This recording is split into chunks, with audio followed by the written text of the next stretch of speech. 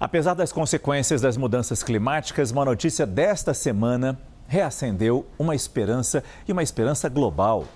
A camada de ozônio está em plena recuperação, quase 40 anos depois do Protocolo de Montreal, que baniu produtos nocivos à camada de ozônio. Cientistas vêm identificando sua recuperação, ainda que lentamente.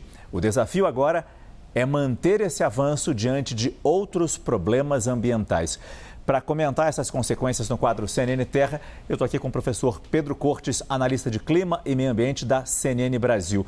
Vamos falar sobre a camada de ozônio que cerca o nosso planeta. Mas antes, quais eram os efeitos, quais eram os problemas que a gente estava enfrentando e que tirou o sono de muita gente lá atrás, há 20, 30 anos, né, professor? Boa noite, Márcio. Boa noite a todos. Nós começamos a detectar uma mudança na camada de ozônio no final dos anos 70, início dos anos 80. Eu falei 20, 30 anos, não, 40, 50. Porque você é novinho. Não, eu era pequeno, mas já ouvia da camada de ozônio, é verdade, me corrigiu bem, professor, há muito tempo. Foi no final dos anos 70, início dos anos 80, que começaram a detectar furos na camada de ozônio, né? Ou seja, a espessura dela ficou reduzida em determinados pontos e na Antártica, particularmente, havia um grande buraco da camada de ozônio durante parte do ano. Aqui nós temos uma exemplificação das camadas atmosféricas, né? Normalmente nós lidamos com a troposfera, onde estão os aviões, os balões. A estratosfera, nós temos os voos espaciais, satélites. Na mesosfera é onde os meteoros, né, meteoritos, eles começam a queimar. E na termosfera são os voos mais elevados, tal.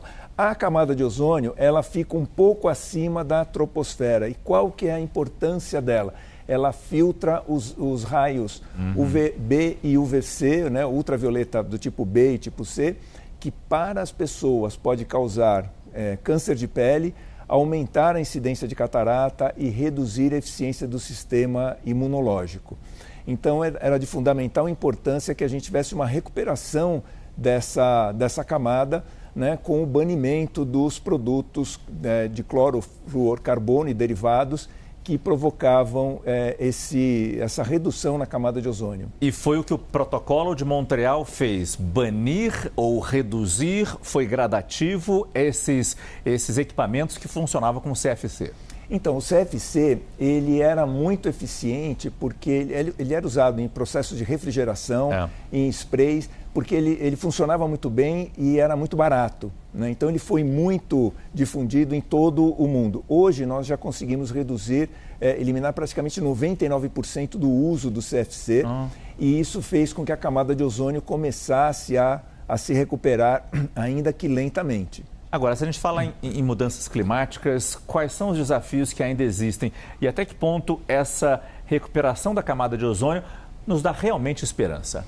Então, o protocolo, né, de Montreal, ele está completando já quase 40 anos, né, da sua entrada em vigor e com isso nós começamos lentamente a recuperar a camada de ozônio. Mas só para a gente ter uma ideia de como esse processo é lento, estima-se que nas latitudes médias a camada de ozônio esteja recuperada em 2040, que ela seja recuperada no Ártico em 2045 e na Antártica apenas em 2060. Isso mostra o seguinte: os acordos internacionais, eles têm o poder efetivamente de reduzir emissões de produtos poluentes, de contaminantes, mas a recuperação ambiental, ela é muito lenta.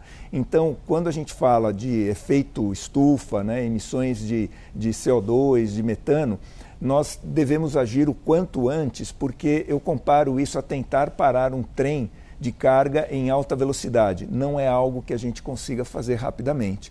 São décadas para que isso aconteça. E só para finalizar, o CO2 na atmosfera, ele pode demorar mais de 100 anos para ser absorvido.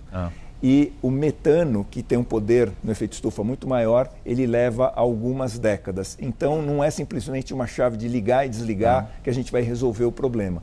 O quanto antes a gente começar a agir, a gente vai fazer com que a gente consiga colher frutos daqui a algumas décadas. Por isso que as metas de redução de gases, de emissão de gases do efeito estufa são tão importantes. Exatamente. E têm que ser ousadas. Exatamente. Isso significa não para 2050, para 2060, mas quem sabe 2030, 2035, para só daqui a não sei quantos anos a gente vê o resultado, como o senhor falou. A gente começaria a ver os resultados daqui a algumas décadas, por exemplo, 30, 40, 50 anos, começar a perceber uma redução e uma volta a um certo padrão de normalidade. Que a gente tenha esse tempo. O professor Pedro Cortes, analista de Clima e Meio Ambiente da CNN Brasil. Muito obrigado. Boa noite.